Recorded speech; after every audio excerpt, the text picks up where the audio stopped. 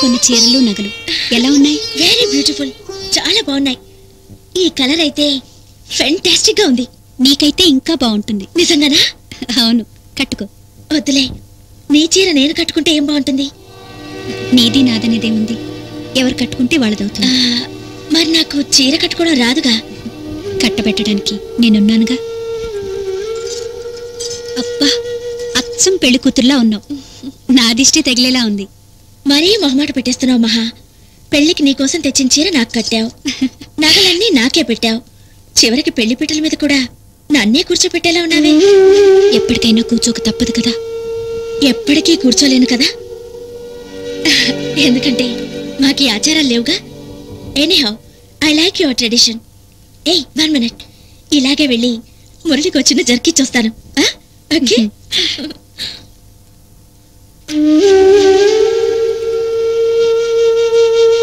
మురళి, ఈ గెటప్ ఏంటి? అయినా ఈ చీర నగలు మహా పెళ్ళివి కదా, నువ్వు పెట్టుకున్నావు. పెట్టుకోకూడదా? నేను వద్దంటున్నా, మహాయే ఇవన్నీ నాకు బలవంతంగా పెట్టింది.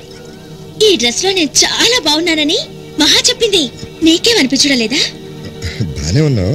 అలా కాదు, నన్ను హక్ చేసుకోవాలని, నా కళ్ళల్లో కళ్ళు పెట్టి చూడాలని, అలా చూస్తూ ఐ లవ్ యూ అనాలని, ముద్దు పెట్టుకోవాలని. నీకేమైంది మురళి? ఇంతకుముందు నన్ను చూస్తే చాలు ఐ లవ్ యూ అని వెంట పడేవాడివి. నేను వచ్చినప్పటి నుంచి మూడీగా ఉంటున్నావేంటి? అదిగా చాలని నేను చెప్పాలనుకున్న విషయం. మీ చిన్నమావి గారు మీ గురించి వెతుకుతున్నారు. ఏదో అర్జెంటుగా మాట్లాడాలట. ఎక్కడున్నారండి? పైన హాల్లో ఉన్నారు. వస్తున్నాను. Excuse me. మేడం, ఏం కావాలి? ఫ్రెండ్ మ్యారేజ్ కి ప్రెజెంట్ చేయడానికి ఏదైనా గిఫ్ట్ ఐటమ్ కావాలి.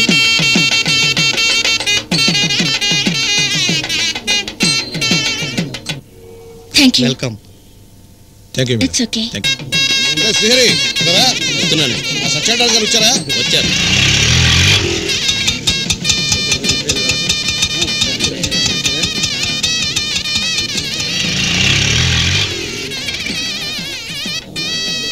పెళ్లి శనివారం అన్నారు, ఇవాళ చేసేస్తున్నారు. పెళ్లి ఎల్లుండేనమ్మా. మరి హడావుడేంటి? ఇప్పుడు పెళ్లి కొడుకుని చేస్తున్నారు. పెళ్లి కొడుకుని చేస్తున్నారా?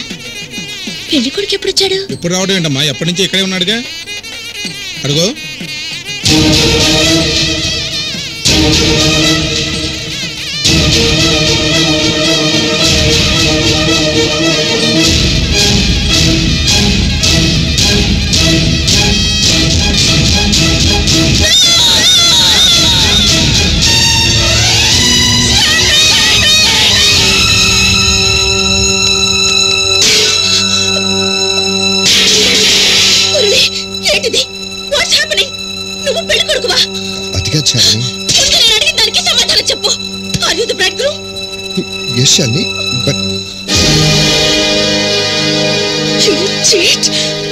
నన్ను ప్రేమించినట్టు నటించి ఇక్కడ మరో పెళ్లికి సిద్ధమయ్యావా? శాలిని, నేను చెప్పేది విని అర్థం చేసుకోవడానికి ప్రయత్నించాను.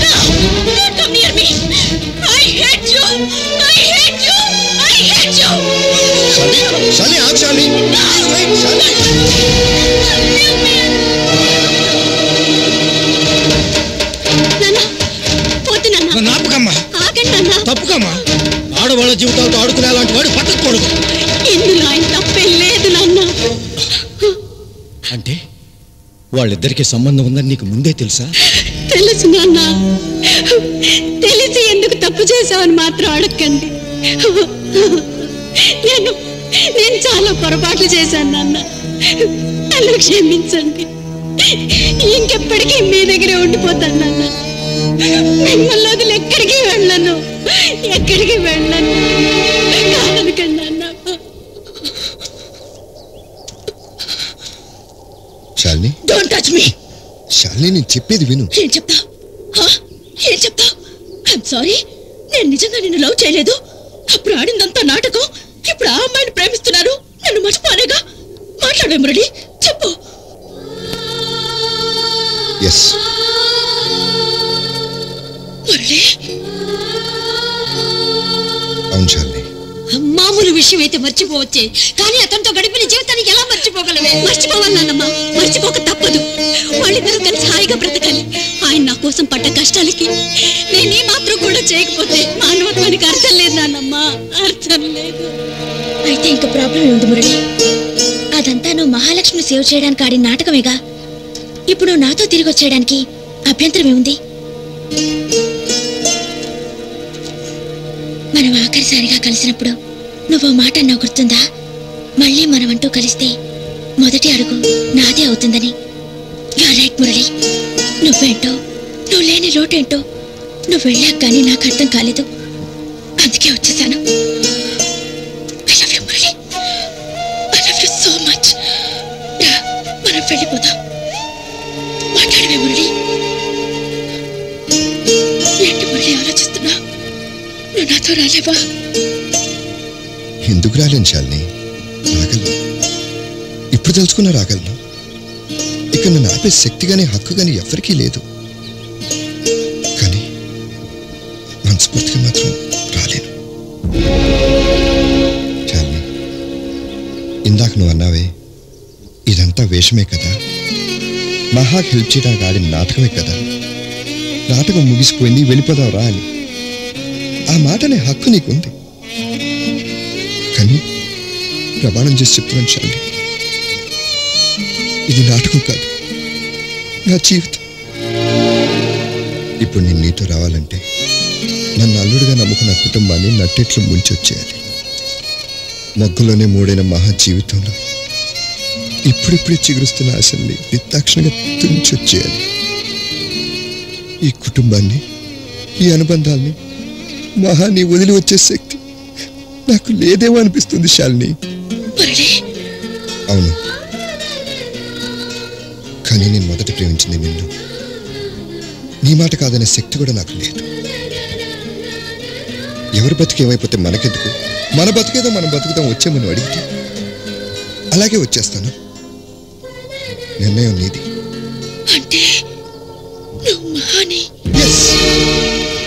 నేను ప్రేమిస్తున్నాను. I love her. She's my wife. She's my life.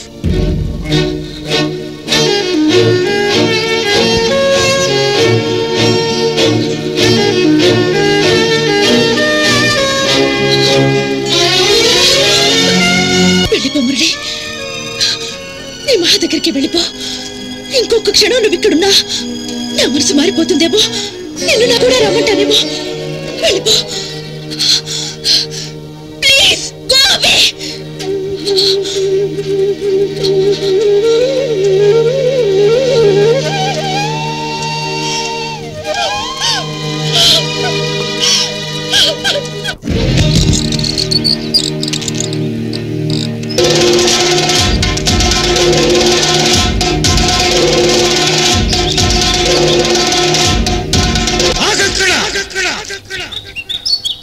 మళ్ళీ ఏ మొహం పెట్టుకుని ఇక్కడికి వచ్చావురా? ఇంకొక క్షణం నా కళ్ళెదురుగా ఉన్నావంటే ప్రాణాలు తీస్తాను. నడు బయటికి. చూడండి, మీరు అనుకుంటున్నట్టు ఏ పొరపాటు జరగలేదు. మీరు నన్ను అనవసరంగా అపార్థం చేసుకుంటున్నారు. నిజమేరా, నిజమే. నిన్ను అపార్థమే చేసుకున్నావు. నేను అనాథని, నాకెవరూ లేరని అమాయకంగా నువ్వు అన్నప్పుడు నమ్మేసి గంగిరెద్దులా తల్లూపి అపార్థమే చేసుకున్నావు. నేనిచ్చిన చీర పని మనిషికిచ్చి నా పెళ్ళానికి చీర నేనే కొనుక్కోగలను నువ్వు అన్నప్పుడు నా కూతురు ఎంతో అదృష్టవంతురాలని అపార్థం చేసుకుని పొంగిపోయావు. కానీ ఒకదానితో సంబంధం ఉండగానే ఇంకో దాన్ని కట్టుకుని తడిగుడ్డతో గొంతుకొసే రకమని అర్థం చేసుకోలేకపోయావురా. నేను పూసిన కత్తి లాంటి వాడివని తెగేదాకా తెలుసుకోలేకపోయావురా ద్రోహి. పోరా బయటికి. మీరు అనవసరంగా ఆవేశపడకండి. అన్ని విషయాలు మహాకు తెలుసు. తను ఒకసారి బయటికి పిలవండి. అన్ని విషయాలు దానికి తెలిసాయి కాబట్టేరా తను తప్పు చేసినట్టు ఒప్పుకుంది. అందుకేరా నీ మొహం చూడటానికి కూడా ఇష్టపడక లోపలే ఉంది. లేదు, నేను నమ్మను. నేను తనకు ద్రోహం చేయలేనని మహాకు బాగా తెలుసు. ముందు మహాని బయటికి పిలవండి. ఇంకా తమ్ముడు గారు, మీ కల్మషం లేని మనసు మా అందరికీ తెలుసు. ఎక్కడో ఏదో పొరపాటు జరిగింది. ఆ అమ్మాయికి మీకు ఏ సంబంధం లేదని నా బిడ్డ మీద ప్రమాణం చేసి చెప్పండి. ఏంటి ఆలోచిస్తున్నారు తమ్ముడు గారు? ప్రమాణం చేయండి. రంకుతనం అందరిలో బయటపడ్డాక ఇంకేం ప్రమాణం చేస్తాడ్రా? లోపలికి పో.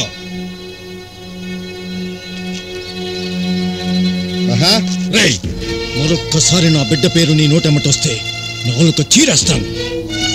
మహా, దాన్ని పిలవకు. మహా. నానమ్మా నువ్వు బయటికి వెళ్ళా ఉంటే నమ్మి తొట్టే ఏ పాపం ఎరగిన బిడ్డ వాడి చేతులు చావు దెబ్బలు తింటుంటే ఎలా భరించగలుగుతున్నావే అసలు నీది గుండె బండరాయా అవును నాది గుండె కాదు రాయే బండరాయే ఇంకా ఏంట్రా దెయ్యంలో అలా నిలబడి చూస్తున్నావు పోరా బయటికి మహా ఆ పోరంబోకి నువ్వు సపోర్టా అంత ధైర్యం వచ్చింది మహా నీ చావు నా చేతుల్లో రాసు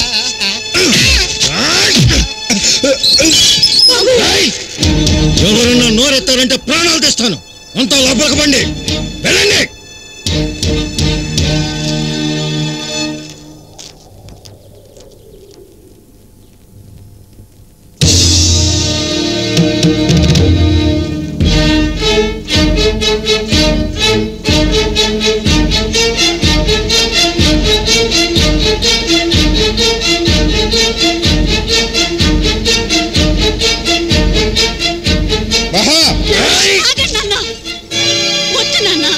జరిగింది చాలు ఇప్పుడుకొచ్చావా మహా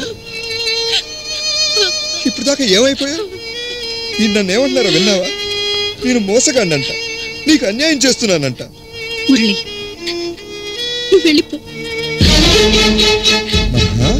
అవును మురళి చాలు ఇంతవరకు జరిగింది చాలు నువ్వు వెంటనే ఇక్కడి నుంచి వెళ్ళిపో మురళి మహా నువ్వేనా మాట అంటున్నది ఏది నన్ను చూసా మాటను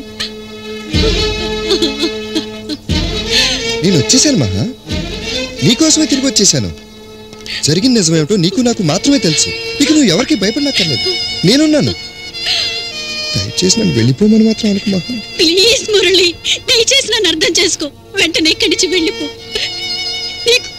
నీకు దండం పెడతాను సరే మహా అలాగే వెళ్ళిపోతాను కానీ నేను వెళ్ళినది ఒక నిజం చెప్పు నీ మనసులో నేను లేనని చెప్పు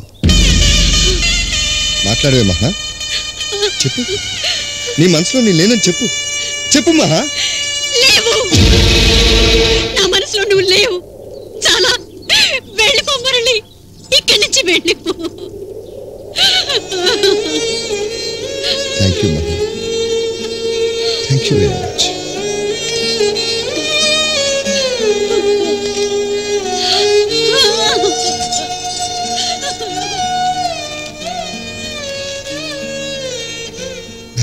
కలిగిన ఇబ్బందికి నన్ను క్షమించండి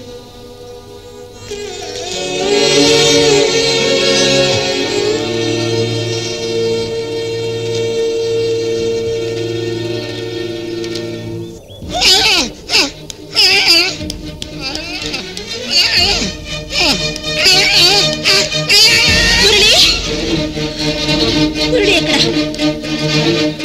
మాట్లాడవే మహా మురళి ఎక్కడ చిన్నాన్న వెళ్ళిపోయాడు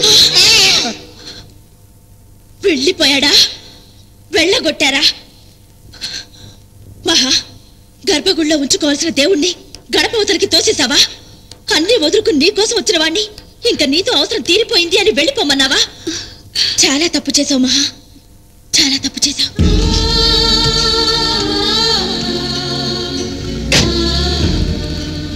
అతను కావాలనుకుంటున్నది నిన్ను అతను బతకాలనుకుంటున్నది నీతో దానికి నేనేమీ బాధపడడం లేదు నిజంగా సంతోషిస్తున్నాను ఒక్క మాట మాత్రం నిజం మహా ఇప్పుడు నువ్వు నీ వాళ్ళే తప్ప అతనికి వేరే ప్రపంచం లేదు నువ్వు కాదన్నంత మాత్రాన మురళి నాకు దగ్గరవుతాడని నువ్వు అనుకుంటే అది నీ అమాయకత్వమే అవుతుంది మహా నేను ప్రేమించిన వాడు నీకు భర్త కావచ్చు కానీ నీకు భర్త అయిన వాడు నాకు ప్రియుడు కాలేడు కాకూడదు ఇప్పటికీ మించిపోయింది లేదు వెళ్ళు వెళ్ళి నిండు మనసుతో అతన్ని నీ జీవితంలోకి ఆహ్వానించు ఏదో నీ ప్రేమను త్యాగం చేసి నా బిడ్డకి వాడిని అంటగట్టాల్సిన అవసరం లేదు వాడు క్షణానికి ఒకరిని ప్రేమించే పోరంబోకైనా నువ్వెలాంటి దానివైనా నా కూతురు మాత్రం మీలాంటిది కాదు నడు బయటికి నోరు ఉయ్యరా ఎవరా పోరంబోకు తెలిసి తెలియకుండా నోరు పారేసుకుంటే నీ నోరు సచ్చిపడిపోతుందిరా అసలు దీనంతటికి కారణం నీ కూతురేరా అవునరా అసలు నీ కూతురికి పెళ్ళైతేనే కదరా నీ అల్లుడు తిరిగిపోతే అయ్యేది మురళి నీకు అల్లుడు కాదు నీ కూతురు అతనికి పెళ్ళము కాదు అది ప్రేమించిన వాడు పెళ్లికి ముందే చచ్చిపోతే ఆ విషయం నీకు తెలిస్తే ఎక్కడ మరో పెళ్లి చేస్తావేమో అని భయపడి ఇంకొక అమ్మాయిని ప్రేమిస్తున్న అతను తీసుకొచ్చి తన మొగుడుగా నాటకం ఆడించేదా నీ కూతురు.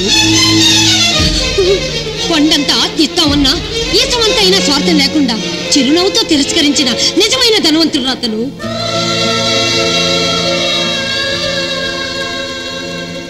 నీ పెద్ద కూతురు జీవితం చీకటి పడుగులు తెల్లారిపోతుంటే దాని సంసారానికి వెలుగునిచ్చిన దేవుడు అతను. ఎన్నో రకాలుగా కావాలని నీ చేత చీ అనిపించుకొని నీ కూతురు పట్ల సానుభూతి తన పట్ల ద్వేషం రప్పించుకునేందుకు ప్రయత్నించి నీ చేత చివాట్లు ఆఖరికి ఈ రోజు దెబ్బలు కూడా తిన్న పిచ్చివాడు.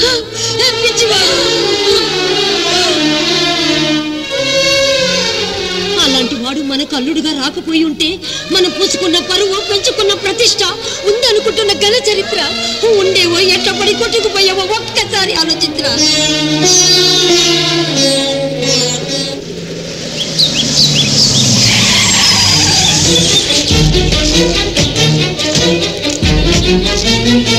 నమస్కారం అండి బాబు. ఆపత్కాలంలో అబద్ధమాడి మా పరువు కాపాడిన ధర్మరాజు లాంటి వారు మీరు. మీ ఔన్నత్యాన్ని అర్థం చేసుకోలేక మిమ్మల్ని అవమానపరిచాను, అనురాని మాట్లాడినాను. నా తప్పు కాసి ఇంటికి రండి. అల్లుడు గారు, జరిగింది ఒక పీడకలు అనుకుని మర్చిపోండి. మమ్మల్ని అందరిని క్షమించి ఇంటికి రండి. కాదనకండి తమ్ముడు.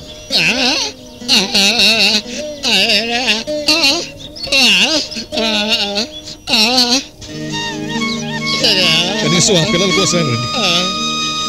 రండి.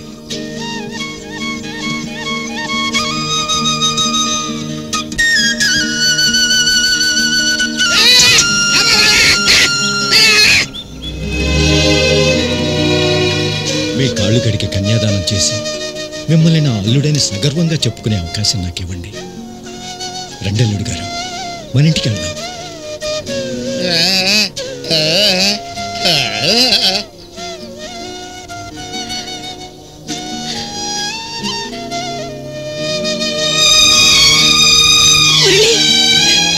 నువ్వు నా మనసులో లేవని ఇందాకన్నది నా మనసు చంపుకున్నమాట. ఇప్పుడు నా మనసు విప్పి చెప్తున్నాను, నువ్వు లేని నా బ్రతుకు అర్థం లేదు. నువ్వు లేని నేను బ్రతకలేను. Murali, I love you.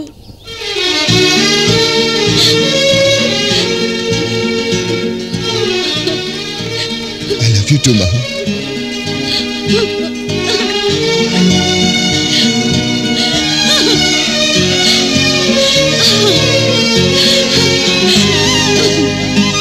I love you.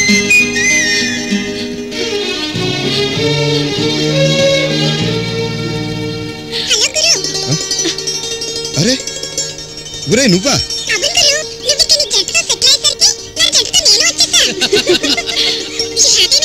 Thank you రా. Wish you the same. ఏం తల చూస్తున్నారు? వాళ్ళని మమ్మల్ని ఆశీర్వదించండి.